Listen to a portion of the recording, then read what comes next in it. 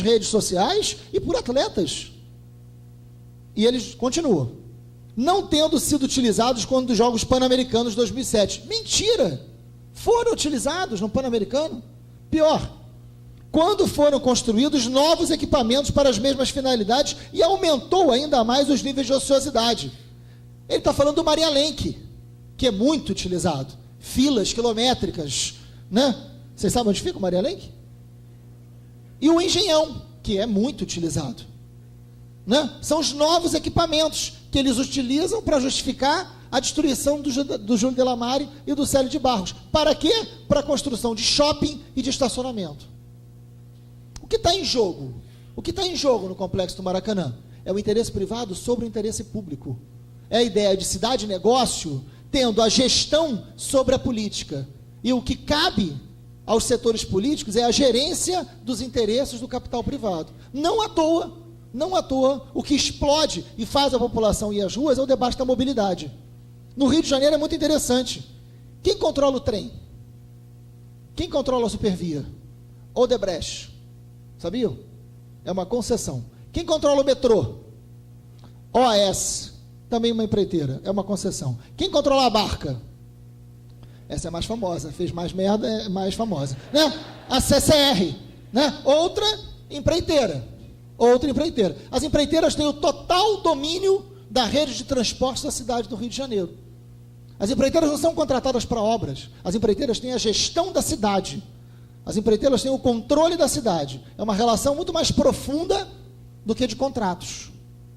É uma gestão privada de um espaço que tem que ser de interesse público. Não sou contra a presença e a participação da rede privada, desde que atenda os interesses coletivos, desde que o interesse público não esteja subordinado aos interesses e ao lucro de pequenos grupos, que é hoje o projeto de cidade-negócio que está colocado. O Maracanã é um símbolo, talvez o mais forte de todos esses. Mas piora.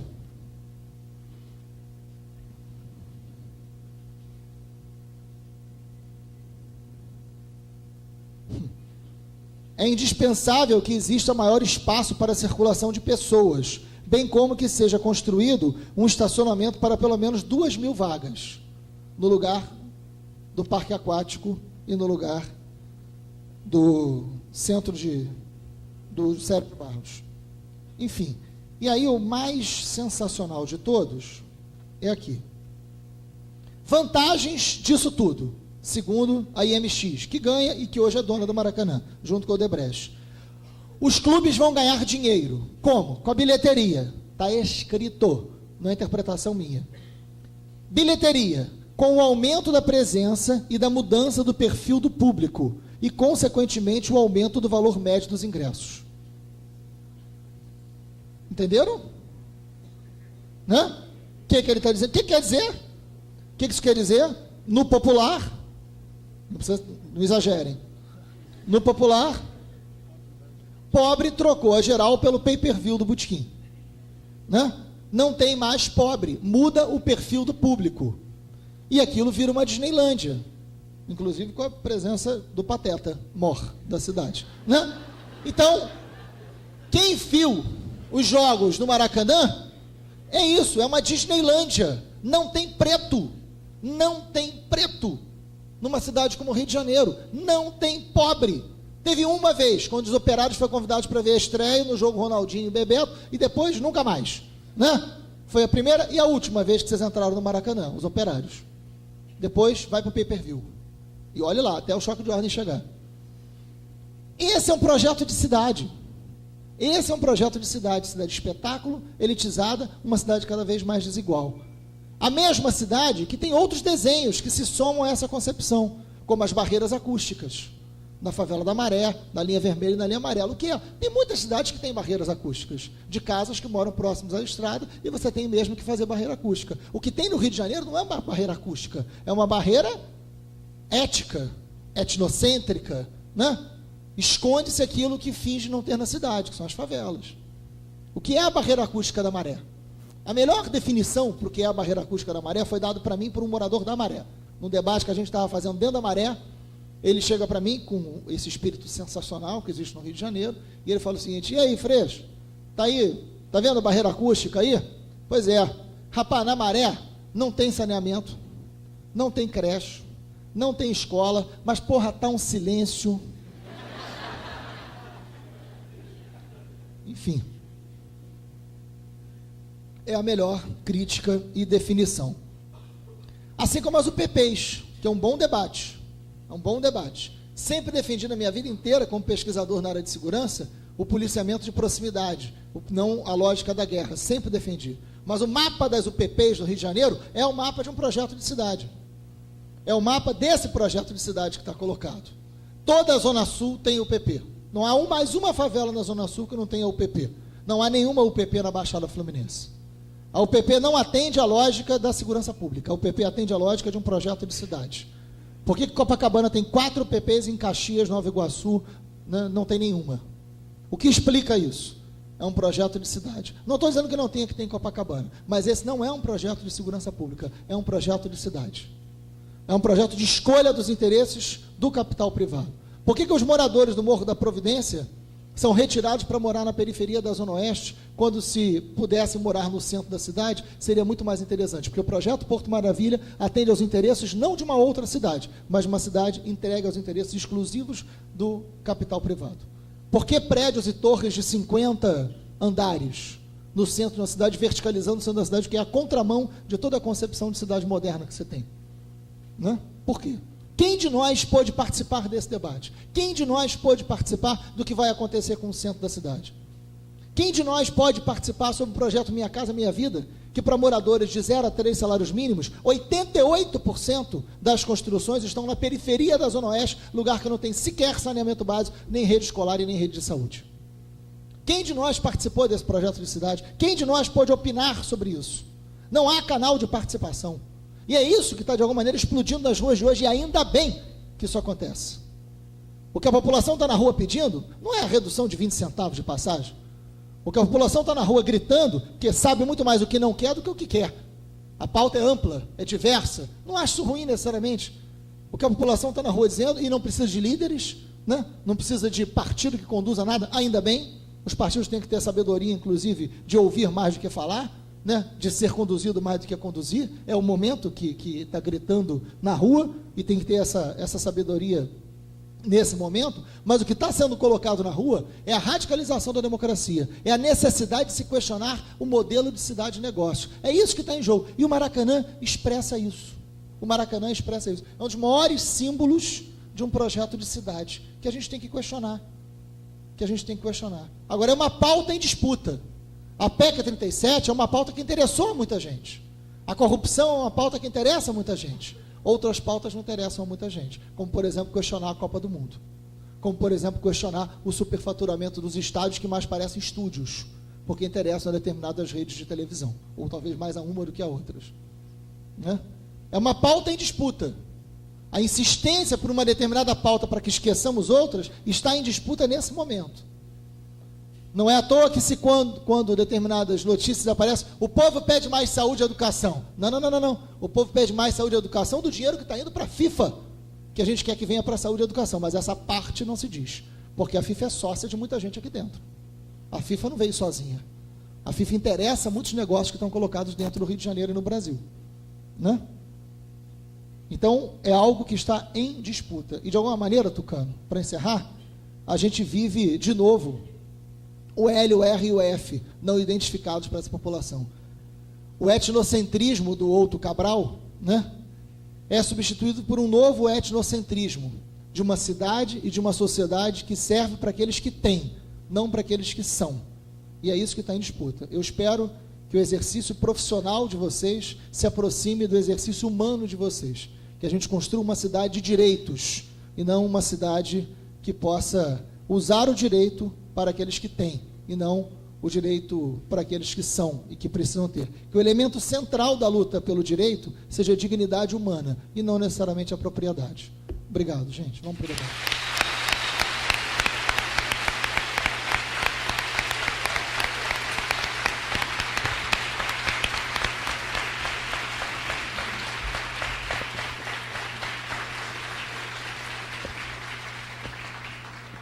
Agora a gente vai abrir para uma rodada de perguntas. Pode falar que vai ser perguntas em bloco para ele poder responder de uma vez, ok?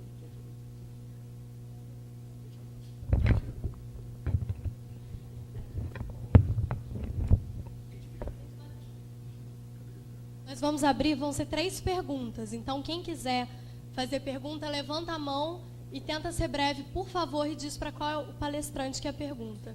Por favor, breve. Bom dia, meu nome é Roberto, estudante de Direito da UERJ. Eu queria saber do deputado Marcelo Freixo o que tem sido feito na Câmara aqui no Rio para combater todo esse estado de coisas que o senhor expôs aqui agora. Mais alguma pergunta? A gente vai fazer 3 em bloco, se tiver alguém querendo perguntar.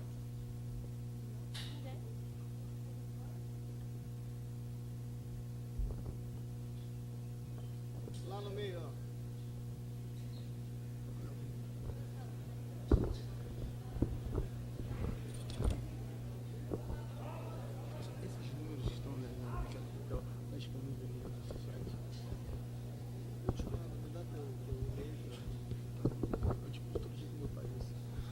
Queria que ele falasse mais um pouquinho da questão da CPI dos ônibus aí que está rolando. Então. Claro. Mais alguém?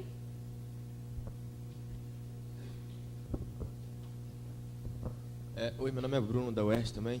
E eu queria saber se... Eu sou contra toda essa ação da polícia que está tendo, óbvio, mas eu queria perguntar se não seria perigoso, porque a alta mídia não está divulgando muito todos esses vídeos que estão circulando na internet, que a gente está tendo acesso.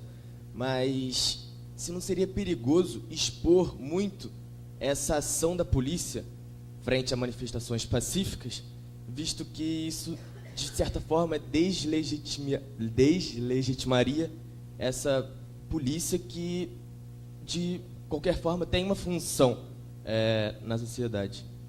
Porque, sei lá, acho que viraria um caos, se geral fosse contra a polícia, assim, sei lá, viraria uma...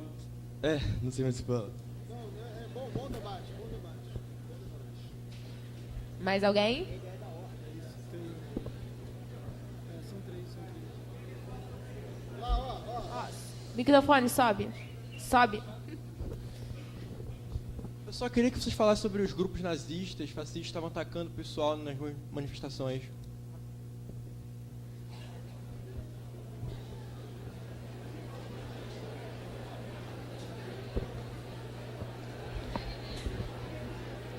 Mais alguém? A gente vai fechar agora. Ali, lá em cima, por favor. Não, vai ser só essa, só. Boa tarde, bom dia ainda, né? Meu nome é Isabela, sou da Unirio. E eu queria saber mais sobre esse estudo que teve da MX sobre a escola Friedenreich também, do entorno do Maracanã. O que eles dizem a respeito, por que tem que tirar a escola? Obrigada. Tem mais uma ali em cima.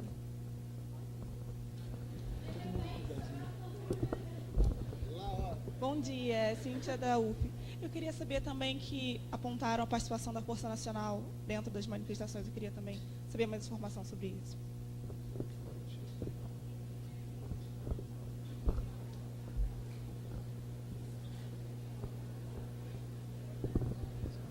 Bom dia, eu sou da UF. Eu gostaria de perguntar para o Marcelo Freixo se a desmilitarização da PM serviria como uma solução para todos esses problemas que nós temos presenciado com a Polícia Militar e as Forças de Segurança Pública.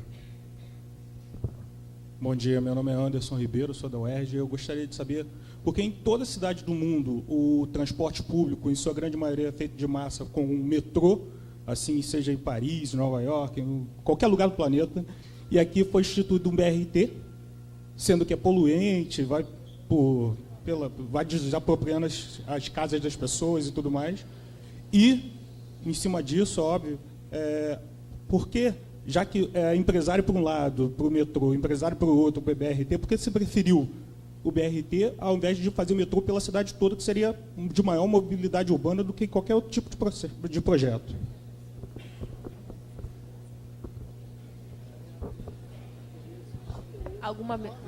Alguma pergunta sem ser para o Marcelo? Não, tem outras que dá para todo mundo responder.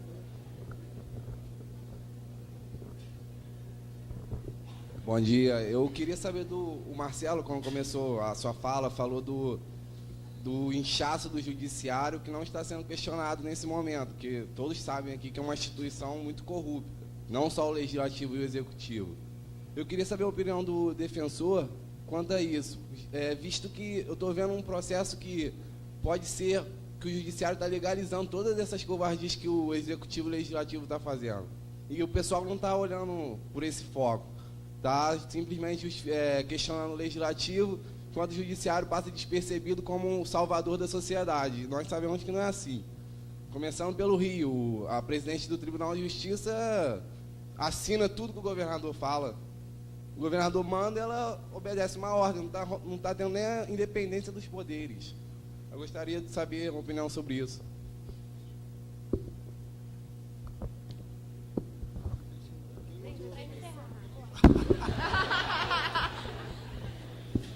Bom dia, eu sou Ioná, da UERJ. Eu gostaria de fazer pergunta ao índio. Porque se quando você é desapropriada, eu já fui desapropriada, eu sei que você vê suas coisas assim do lado de fora, é como se não respeitassem a sua história, não respeitassem, enfim, aquela família que vive ali. Não tivesse o menor interesse do que vai acontecer o depois. Você não sabe, enfim, para onde vai suas coisas e assim, você fica sem essa proteção do Estado, né? Você se sente um lixo, você se sente um nada. Eu quero saber, para lembrar todos, que amanhã vai ter um ato perto aqui do Maracanã, e acho que a maior vitória que o Brasil pode ter não é uma Copa, e sim são as pautas serem atendidas, são direitos, enfim, que têm que ser respeitados. Primeiro, né, o que vocês pretendem fazer? Como é que está a situação de vocês nesse momento? Porque eu imagino como é que deve estar uma confusão de sentimentos dentro de vocês. Como é que vocês devem estar se sentindo, sendo mais uma vez desrespeitados na terra que é de vocês. E, enfim, vem, como o Freixo fez essa analogia, mais um Cabral tirar vocês. Como é que vocês estão se sentindo e o que vocês vão fazer? Porque a luta tem que continuar. E assim, o que dependesse de mim e de outros colegas, vocês podem contar com o nosso apoio, porque eu vou para a rua até o fim para lutar por essa causa e por outras.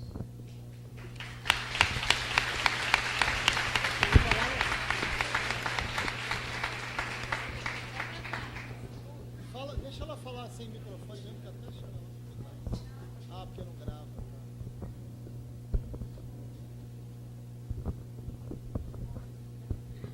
Eu queria fazer, na verdade, uma pergunta para os três, tanto para o Tucano, quanto para o doutor Daniel, como para o deputado, né, Marcelo Freixo. A gente tem visto uma grande mobilização na sociedade, né? Só que cada vez mais as manifestações elas estão ficando menos vazias, com menos participação popular. E a gente viu que isso, na verdade, aconteceu porque a população está revoltada. Mas a tendência, né, que a gente tem observado é que a tendência é que a sociedade vai esquecendo com o tempo esse movimento, né? Até foi a colocação do Daniel e do Marcelo no início, né, de que a gente tem que continuar com isso. Agora, minha pergunta na verdade, o seguinte: o que vocês acham que efetivamente seria importante para a gente mudar a sociedade, a gente mudar essa consciência social? Vocês concordam que a educação está na base disso? Que, na verdade, a educação seria um mecanismo para a gente realmente ter uma alteração da sociedade, da política que a gente vive hoje?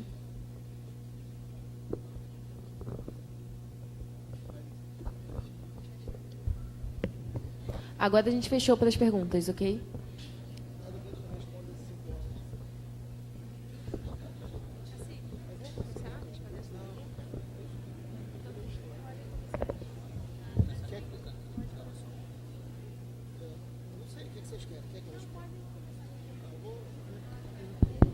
Bom, nada que a gente não consiga responder em 3 dias, né? Vamos lá, eu vou ser muito breve, porque eu sei que vocês têm grupos de discussão e, enfim, a gente também tem outras coisas, mas vamos... Bom, primeiro é o seguinte, Roberto, o que está sendo feito como resposta, não só na LERJ. Primeiro eu quero dizer, gente, assim, eu sou deputado estadual, não sou vereador, e aí é uma confusão generalizada, né? Outro dia o cara está falando assim, por quê? Mas quase me batendo. Por que você não está na CPI dos ônibus? Eu falei, porque eu não sou vereador. Né? que eu não poderia. Aí o cara, tá bom, aí saiu, né? Então a gente precisa primeiro se entender, né, minimamente do que pode e o que não pode. Enfim, é igual o Daniel, cobra um monte de coisa dele, quando na verdade a Defensoria Pública da União só pode atuar se tiver alguma referência com a União, senão não adianta ele querer, né? São os limites. Enfim, a CPI dos ônibus, quem me perguntou, não anotei o nome, foi um dos poucos, você não falou seu nome, eu acho. Qual é? Vitor. Enfim, ela foi instalada, é um pedido do vereador Eleomar Coelho, que é do PSOL, inclusive. O problema é que o governo tem ampla maioria no parlamento, e são 5 membros, o Eleomar vai presidir, os outros 4 serão indicados pelo PMDB.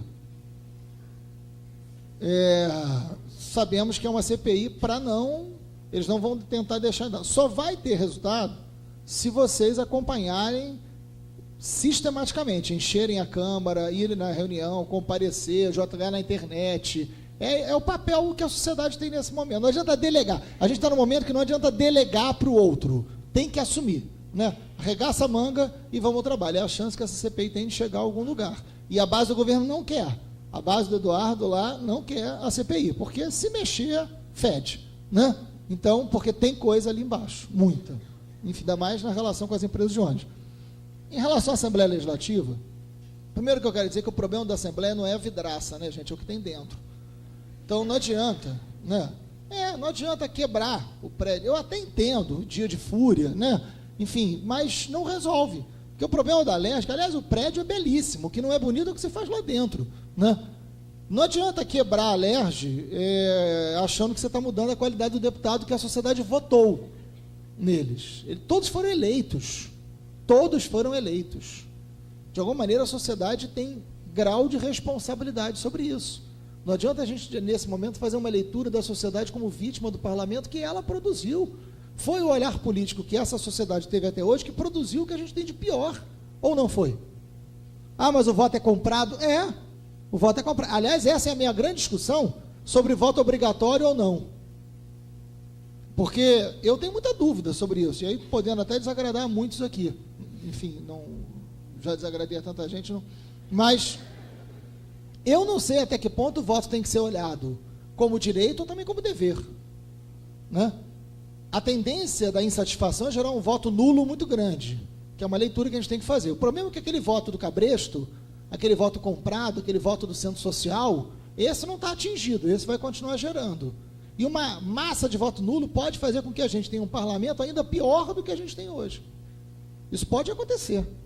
Isso é um debate que a gente tem que aprofundar entre nós, né? Então, a ideia de que, assim, porque muitos do que dizem, o voto tem que ser facultativo, o voto não pode ser obrigatório, é a ideia de que eu não quero mais votar. Qual vai ser o resultado disso? Né? O que a gente vai colher em relação a isso? É um debate, enfim, para a gente aprofundar. Eu tive uma conversa com o presidente da Assembleia Legislativa na semana passada e falei, olha, o Paulo Melo, o nome dele, eu falei, deputado, a rua está quente e está exigindo resposta. Tem uma série de projetos na casa que nunca tramitaram, porque nunca interessaram a ordem, né? O que eu acho que a gente tem que fazer nesse momento de recesso, inclusive, da Assembleia?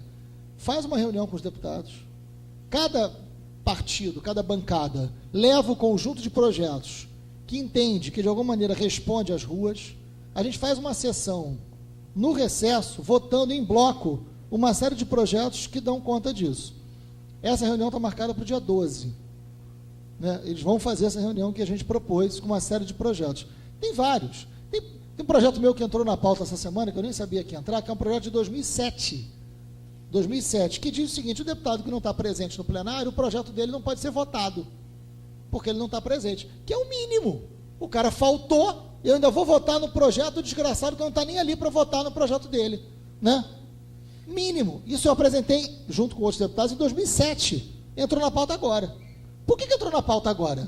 Porque querem responder ao que está na rua. Se a gente sair da rua, a necessidade de resposta vai diminuir, né? Então, é um exercício fundamental. Tem um outro projeto que eu apresentei também em 2007, junto com outros deputados, que o deputado que falta tem que ser descontado, que é, digamos, um tanto quanto óbvio, como qualquer trabalhador. Nunca foi votado. Aí parece que vai para a pauta agora, né? E eu estou falando de projetos simples, não estou nem falando de outros mais complicados. A gente apresentou um projeto do recall, que a sociedade que elegeu pode tirar através de um plebiscito. Esse vai ser mais complicado deles aprovarem, né? Mas, até porque tem debate de constitucionalidade. Mas, enfim, o que a gente está propondo é que a Assembleia dê resposta concreta. Até hoje, eu acho que o que já foi aprovado é avanço, mas não é a resposta concreta. O caso da PEC 37, que eu sou contra, e é o caso do crime hediondo para corrupção. São periféricos, no meu entendimento. Eu acho que a gente tem que avançar muito mais nesse sentido, né? Enfim, muito rápido, já respondi duas. Legitimidade da polícia, Bruno. Sabe qual é o problema? É que a gente se acostumou que a polícia pode ser violenta para uns e não para outros. O que a gente presenciou da violência policial é o que é cotidiano na relação da polícia com as áreas mais pobres da cidade. É cotidiano. O problema é que isso acontecia no território do outro. Isso acontecia no território do inimigo. E isso estava legitimado por um processo de criminalização de pobreza muito grande que a gente vive, onde a dignidade tem CEP. Né?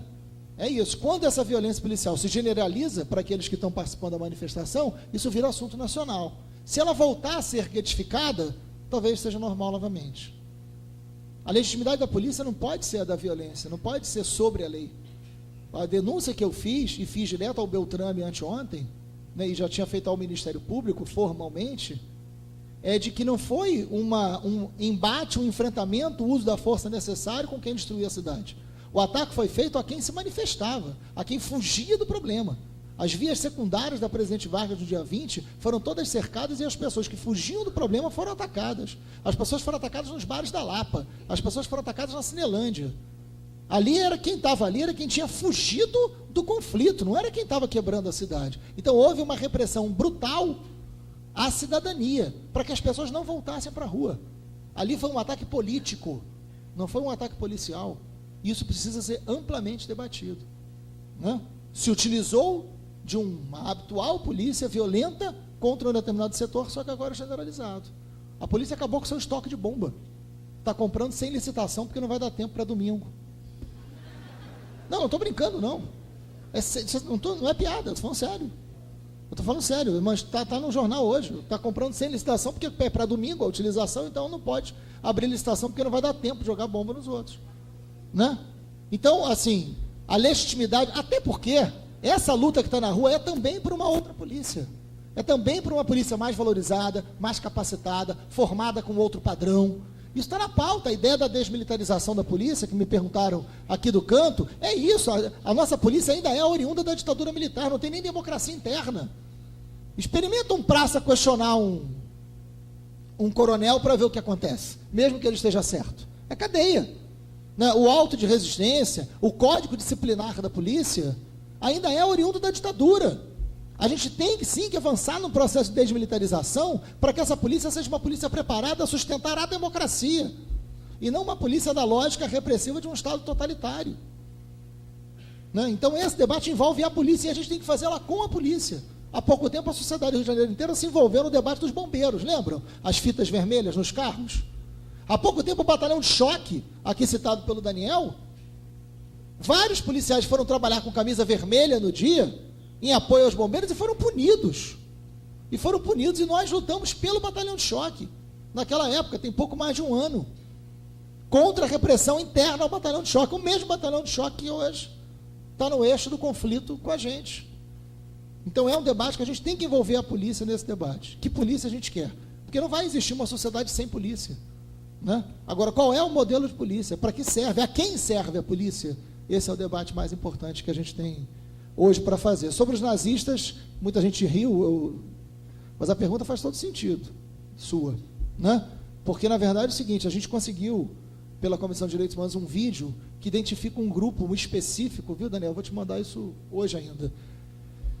Tem um grupo, porque uma coisa é o sentimento antipartidário, é o sentimento, não quero partido, sem partido, e que eu entendo. Né? Eu fui para as passeatas, fui muito bem recebido, mas fui com a camisa do nada, não preciso de bandeira, todo mundo sabe, né, que eu tenho partido sim, enfim, eu não tive nenhum problema. Mas um sentimento antipartidário é uma coisa. Você tem um grupo militarizado, violento, com palavra de ordem contra o comunismo e contra a esquerda, agredindo violentamente militantes da esquerda, isso é outra história. Isso é outra coisa. E a gente tem um vídeo onde claramente é uma ação de grupos nazistas. O que é muito sério e muito grave, a gente não tem saudade desses tempos. E não precisamos ter. Né? E eu entreguei esse vídeo ao Beltrame, entreguei esse vídeo ao Ministério Público, para que sejam identificados e para saber que grupo é esse que está atuando. E que se aproveita de um clamor antipartido para exercer um processo ideológico dos mais violentos da história da humanidade, não só da história brasileira. A gente não tem saudade desses tempos. Mas, enfim, estão identificados. O vídeo é claramente fácil de identificar esses grupos. Enfim, opção pelo ônibus é uma opção política, não tem o menor sentido. Né? As cidades do mundo funcionam com trilhos. A própria opção da linha 4 do metrô é vergonhosa, porque não é em rede, continua na insistência da tripa, né? E a gente teve amplos debates sobre isso. Queríamos, aliás, fizemos uma audiência pública sobre a linha 4 do metrô. Todas as associações de moradores optaram por um outro traçado, o governo ouviu a todo mundo, e eu lembro perfeitamente do secretário da Casa Civil dizendo o seguinte: a democracia é ótima, parece o Cabral falando agora, né? Democracia é linda, né? Imagina, né? A democracia é ótima, nós ouvimos vocês, mas vamos manter o traçado que a gente quer. Né? Então não é uma audiência pública, é uma sessão terapêutica, né? Onde a gente fala e vai embora e nada mudou. Isso não é audiência pública. Mas é isso, é esse nível de autoritarismo que agora está na forca, que agora está questionado. Mas não há nenhuma razão técnica para insistência no ônibus. Hoje, 70% da sociedade carioca depende de ônibus para se locomover, o que é um atraso absurdo. Mas aí as razões são políticas, enfim. Não dá para responder a tudo.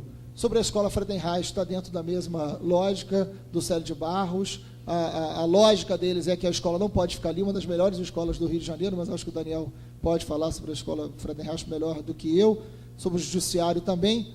E eu acho que a educação é sim, para terminar, a educação é sim o grande instrumento da mudança. Não por isso, de forma muito cínica, o Congresso acaba de aprovar 25% dos royalties para a saúde, 75% dos royalties para a educação. É bom, mas esse dinheiro é a muito longo prazo. É muito longo. O que a gente quer é o Plano Nacional de Educação com 10% do PIB para a educação agora. E, aliás, um senador do PT, lamentavelmente, na hora de fazer a emenda ao Fundo Nacional de Educação, que garante 10% do PIB para a educação, fez uma sutil mudança. 10% do PIB para a educação pública, ele retirou a palavra pública. Uma sutil mudança no texto. Né? Isso está em questionamento. O que a gente quer, sim, é a valorização da educação, mas com recurso imediato. Não é o royalty, que, aliás, tem que ser questionado, porque o mesmo governo que está dizendo que o dinheiro do royalty vai para lá, não questiona os leilões do petróleo que estão entregando as nossas bacias para o capital internacional. O debate é mais profundo, mas eu tenho total acordo como educador, que é o grande caminho da mudança estrutural. Mas está longe. Obrigado, gente.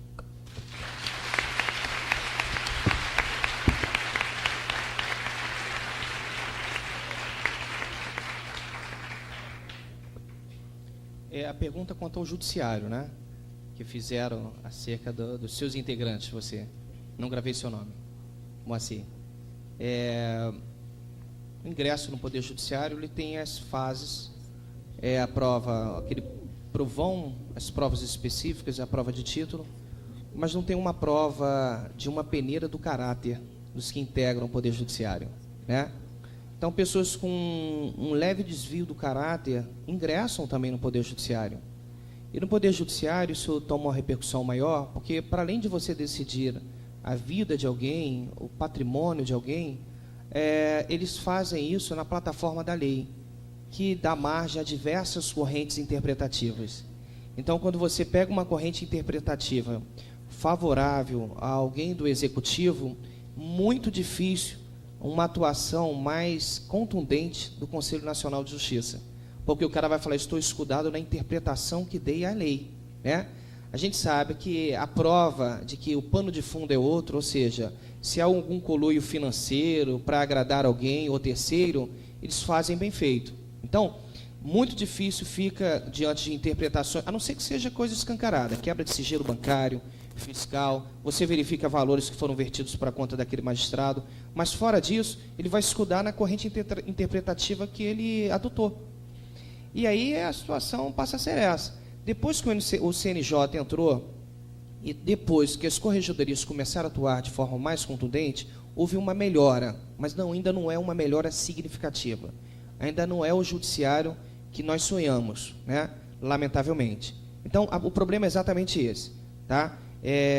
As leis estão aí, dá possibilidade de correntes interpretativas, tem que ter uma atuação mais efetiva do CNJ, né? Que já está ocorrendo, mas com muito mais força também a própria corregedoria. Quer ver juiz ficar com medo? É falar em corregedoria. Né? Eu também tenho a minha corregedoria. O corregedor-geral da Defensoria Pública da União, ele vai fazer uma visita no Rio de Janeiro. Ele manda olhar todos os nossos procedimentos internos. Todos. Né? Quando um assistido chega na Defensoria Pública da União, aquilo é documentado, digitalizado, e ele lá de Brasília, ele fica monitorando para saber se você está dando andamento àquilo. Então, quando a gente tiver corregedorias com uma atuação mais efetivas no Poder Judiciário, a coisa vai melhorar. Com relação ao policiamento, é a questão que o Freixo falou mesmo. A gente tem que indagar, essa é a polícia que nós queremos? Né? Será que a imagem que a imprensa está passando para a gente, só de baderneiros, e a questão do manifestante que está ali sentado ou andando e gratuitamente está levando um spray de pimenta na cara? Né? É isso que nós queremos? Na última manifestação de grande porte aqui no Rio de Janeiro, que ocupou ali quase toda a Presidente Vargas, depois de 10 horas, manifestantes foram encurralados. Manifestantes estavam fugindo.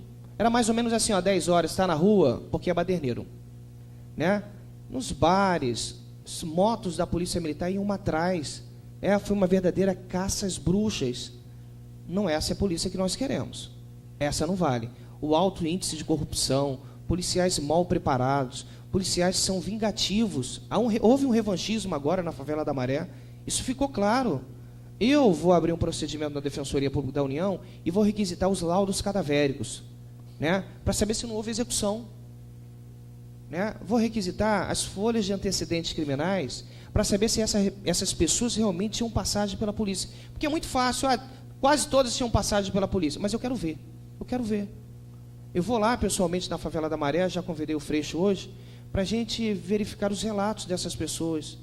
Não, lugar de favela, lugar de bandido, vamos parar com isso. A gente não pode ter uma visão elitista.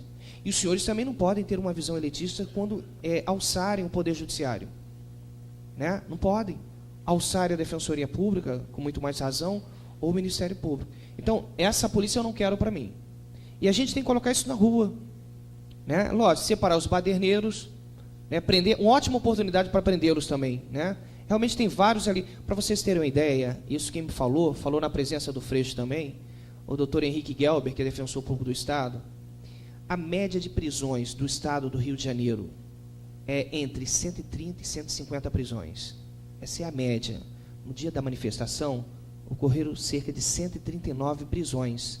Alguma coisa está errada. Ficou dentro da média, ficou dentro da curva. Naquela manifestação absurda, qual era a ideia? Se a polícia prender, vai ter que abrir um registro de ocorrência e tem que levar lá para a 5ª DP. Na 5ª DP tem um grupo de defensores e advogados, de prontidão já. Foi um movimento muito bem orquestrado pelos estudantes. Tinham médicos na rua, advogados. A polícia chega, vou impetrar, abuso de autoridade, hein? Né? A polícia já... Então, se eu mandar lá para a 5ª DP, tem muita gente lá. O policial vai ter que ficar parado, vai ter que ser oitivado, vai dar trabalho. É simples. A gente leva para algum lugar que a gente não sabe ainda, né? Faz o levantamento da folha de antecedentes criminais e, se tiver uma faca suja, o cara fica preso. Isso não pode. Né? Prender para averiguação é incondicional. Você pode prender o indivíduo, prisão em flagrante, prisão apreensão, leva para a delegacia, instaura a prisão em flagrante, registra, ouve todo mundo, o autor do fato delitivo, as testemunhas e eventuais vítimas, dá trabalho, mas é assim que tem que ser feito. Agora, prender, levar para um local, ver se o indivíduo tem folha de antecedentes criminais para, na sequência, liberar, isso não pode, isso é inconstitucional. Então, essa é a polícia que nós queremos? Eu não quero para mim. Eu espero que os senhores não queiram ela para os senhores também. Cuidado com o que está sendo veiculado pela grande mídia. Eles estão focando o quê? Estão focando na situação em que a polícia está indo atrás de baderneiros. Mas e o cara que quer se manifestar livremente? E que está sendo caçado na rua. Outra questão, senhores, não devemos arrefecer o movimento. Realmente eu venho percebendo isso, né? O número está... Vamos ver agora, o grande teste vai ser agora no Maracanã, né? O grande teste vai ser agora. Não podemos arrefecer porque as manifestações estão sendo frutíferas. A gente consegue visualizar isso, né? Então não podemos arrefecer, não é o momento de parar, é o momento de avançar, ok? Eu acho que são essas considerações. O Freixo fala muito bem, é ruim falar depois do Freixo, né? E ele praticamente esgotou toda a temática, tá bom?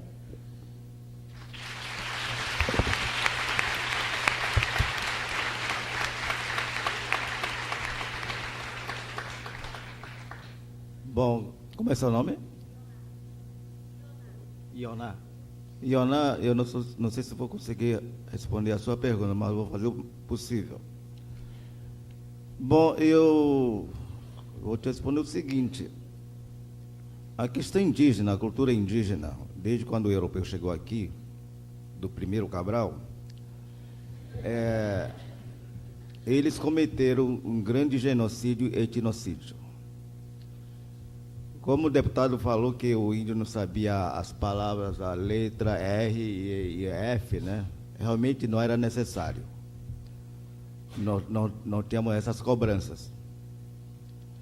Então, a nossa história foi quebrada como se fosse um copo de vidro. Então, foi difícil de reconstruir esse copo. Então, quando você é retirado da sua origem, da sua casa, é difícil. É difícil porque eu tenho esse exemplo claro de mim mesmo. Em muitas palestras também já dei conselho para os alunos. Uma aluna me perguntou se eu acreditava em Deus, se eu tinha religião. Depois que foi feito lavagem cerebral, eu disse que sim. E passaram o véu de esquecimento na gente. Para ser breve, o que aconteceu na aldeia Maracanã, o próprio governador escreveu aqui para nós. Eu vou ler para vocês. Secretaria de Estado de Assistência Social e Direitos Humanos, proposta de ação governamental, considerando que a comunidade indígena fluminense vem pleiteando ao governo do Estado do Rio de Janeiro o fortalecimento da política de promoção dos direitos dos povos indígenas. Que o governo do Estado do Rio de Janeiro reconhece a importância da cultura e história dos povos originários brasileiros. O que dispõe a Declaração sobre os Direitos dos Povos Indígenas, adotada pela Resolução da Organização das Nações Unidas, /RS 61-295, de 10 de dezembro de 2007, que recebeu o voto favorável da República Federativa do Brasil. Que o governo do Estado do Rio de Janeiro, através de sua Secretaria do Estado de Assistência Social e Direitos Humanos, especialmente o Fórum Estadual Intersetorial Voz aos Povos, Quilombolas, Assentados e Acampados Rurais, Indígenas e Pescadores Artesanais, criado pelo Decreto Estadual 41.357, de 13 de junho de 2008, vem acompanhando os pleitos da comunidade indígena fluminense. Então, no final, ele fez, aqui ele faz várias propostas para nós, o que ele deseja fazer em relação a nós, desde que a gente desocupasse a aldeia Maracanã. Aqui ele me tira de direito e de vir.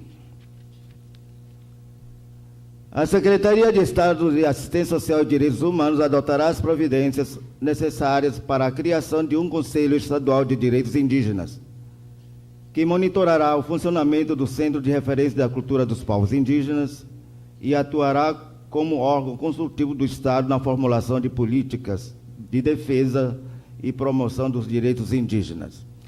Aqui tem várias propostas que ele nos fez. Se eu for ler, vai prolongar muito. Então, o que acontece?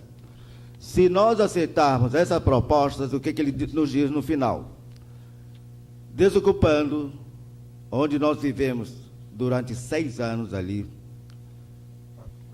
de coração, mostrando a nossa imagem, a nossa dignidade. Ao aceitar a presente proposta, os integrantes da comunidade indígena, ocupantes do antigo Museu do Índio, deverão desocupar o imóvel e a área do entorno, comprometendo-se a Secretaria de Estado de Assistência Social e Direitos Humanos a prestar toda a assistência necessária para os indivíduos e famílias que nela necessitem, logo após a desocupação, a área, inclusive no transporte para o retorno às aldeias de origem ou abrigamento em equipamentos estatais. Rio de Janeiro, 16 de janeiro de 2013. Assinado pelo Estado do Rio de Janeiro. Zaqueu Teixeira da Silva, secretário de Estado de Assistência Social e Direitos Humanos. Sérgio de Oliveira Cabral dos Santos Filho, governador. Então, para nós é muito triste de termos retirado assim. Para você começar tudo de novo, é difícil para nós. É isso que está acontecendo. Até agora eu estava conversando com o doutor Daniel, com o deputado, que sempre nos acompanharam, que o governador não está cumprindo com a palavra deles. Então, isso que está acontecendo, descumprimento da palavra dele e o preço que os povos indígenas que estão aqui perto pagaram o preço pela Copa do Mundo. A gente sempre lutou em torno para que não houvesse esse tipo de ação, de atitude, seja ela Célio de Barros, Júlio Delamário, Antigo Museu do Índio. Tentamos falar com o secretário-geral da FIFA, Jeremy Volk, recebeu o documento. Tentamos falamos com o rei da Holanda, segurança, impediram que eles nos viessem nos receber. Ele disse, não, eu vou falar com eles. Então, essa retirada, para nós, para ele foi vergonhoso e para nós foi muito triste. Então, sobre a manifestação, a gente sempre esteve nas manifestações. O próprio deputado sempre acompanhou nas nossas manifestações. Fizemos grandes manifestações, mas só que nós não fomos compreendidos pelos muitos. Teve no jornal, alguns dias atrás, disse o seguinte, só os índios protestam, só os índios manifestam. O que houve lá no Costerena, lá nas fazendas, lá em Mato Grosso do Sul. De repente eu me deparo agora com grandes manifestações. E eu pensei aqui cá comigo, se a sociedade tivesse nos entendido melhor, nós não teríamos saído da aldeia Maracanã. Eu não estou cobrando de vocês. Como ela pediu para falar sobre o que poderia ser melhor, se a educação ou a saúde, ou através da educação, eu creio. Acredito nisto. Eu acredito ainda num Brasil melhor. Eu acredito nós estarmos sentados falando a mesma língua numa mesa redonda, como a gente está fazendo agora. Essa coisa formal, sem violência, sem ignorância. Porque isso é necessário, um diálogo. Que os governantes desse país entendam a nossa língua. Que os governantes desse país se sensibilizem com as questões, causas sociais. Isso é necessário. Para a mudança, é claro, nós vamos ter que falar curto e grosso, como diz aqui na cidade. Isso é necessário, de conscientizarmos o que nós queremos. Só porque uma lei está dizendo isso, nós vamos cumprir, nós vamos discutir. Você não me perguntou e eu não sei o que você está querendo dizer comigo. Isso é uma questão, para mim, a educação é necessária. Por isso que eu saí das florestas da Amazônia, para mim aprender um pouco com vocês, o que está acontecendo. Porque lá na floresta, se eu receber o jornal de 30 dias atrás, se eu receber hoje, para mim vai ser a notícia do dia. Vocês são uma nova geração. Vocês têm tudo a dar melhor para o Brasil, melhor para nós. O destino está nas mãos de vocês. Hoje eu estou com 54 anos. Eu sou mais novo da minha família. O que eu sempre digo para minhas filhas, para os meus filhos, estude agora, porque as coisas para o índio mudaram. Faça engenharia, medicina, direito, administração de empresas. Por quê? Um tucano estava fazendo administração de empresas. Uma aluna perguntou para ele: ô índio, por que você está fazendo administração de empresas, se na floresta não tem empresa? É por isso mesmo que eu estou fazendo, eu vou criar empresa. É isso que eu vou fazer. Então o índio tem que inserir na educação da cidade. Nós não podemos mais ficar isolados, nós temos que acompanhar o mundo tecnológico, o mundo que está se globalizando. Minha Europa é Rio de Janeiro. 2 vezes eu tive sonhos. Primeira vez eu estive na Alemanha. Não me encantou em nada. E eu estive no ano do Brasil na França, em Paris. Não me encantou nada. Por que não me encantou? Porque lá não tinha minha cultura. Lá não tinha farinha, lá não tinha caça. Porque eu gosto da minha alegria, eu gosto do meu povo. E eu retornei. Quer dizer, educação é básico. O que vocês estão fazendo é uma coisa certa. Eu quero que vocês aprendam coisas certas. Porque muitas das vezes o homem aprende coisas erradas. Então é necessária a educação. A manifestação que vai haver amanhã, na Nossas Penas, também foi convidado. Houve na nossa saída, o doutor Daniel sabe muito bem, teve um grupo que aceitou sair e o grupo que existiu. Hoje nós temos 2 opiniões, mas as 2 opiniões eu respeito. Então, essa tem sido a nossa luta da aldeia Maracanã, que se estende até agora. Esperamos vencer mais uma batalha que está dura para nós. Então, para ser retirado da sua cultura, da sua origem, da sua casa, onde você está construindo, é difícil para reconstruir novamente, porque não vai ser a mesma coisa. Então, era mais ou menos isso que eu queria dizer para vocês. Inclusive, aqui na UERJ, eu recebi das alunas da Faculdade de Educação, escreveram para mim aqui, um CD escrito assim: Aldeia Maracanã é energia que vem da terra. A natureza dos homens é a mesma. São seus hábitos que os mantêm separados.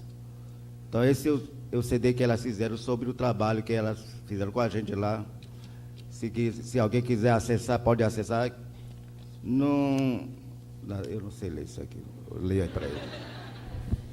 Contatos Nathalie com y.gw@hotmail.com. Então, meu jovem, então é isso aí que eu queria dar, esse recado. Eu vou homenagear para vocês um pouco do meu canto. Para me encerrar, tá? Agradecendo à natureza, a vocês, pelo tudo que eu tenho, pela sabedoria que eu tenho, pelo conhecimento que eu estou obtendo com vocês aqui. O doutor Daniel, o deputado Marcelo Freixo, que aprendi muito com eles também. Kawa-kawa-yu no-ma, dupi no-ma, yari no-ma, no-ma, no-ma-rie, no-ma-rie, no-ma-rie, dupi no-ma, yari no-ma, no-ma, yari no-ma, kawa-kawa-yu no-ma, dupi no-ma, yari no-ma, no-ma, yari no-ma, ia-ia-ia.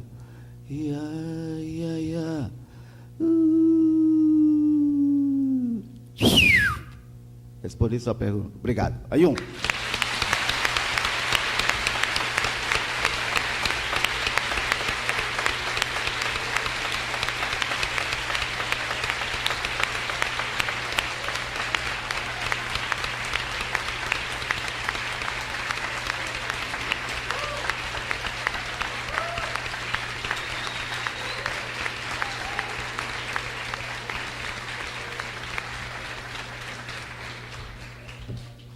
Eu gostaria muito de agradecer, né, novamente a presença do Daniel Macedo, do Marcelo Freixo e do Carlos Tucano. Gostaria de lembrar para todos que vai haver grupos de discussão no 7º andar. Também vai valer o carimbozinho. E a assinatura dos carimbos de vocês vão ser feita também no grupo de discussão, para evitar um congestionamento básico aqui. 1h30 vai ser saído para o almoço, retorno às 13 horas, para a próxima mesa. Obrigado.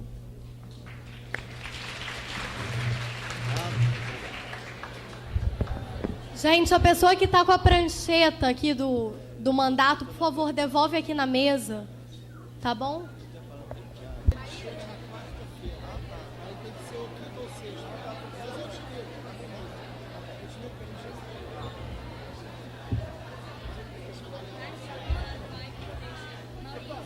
Você daria onde na votação?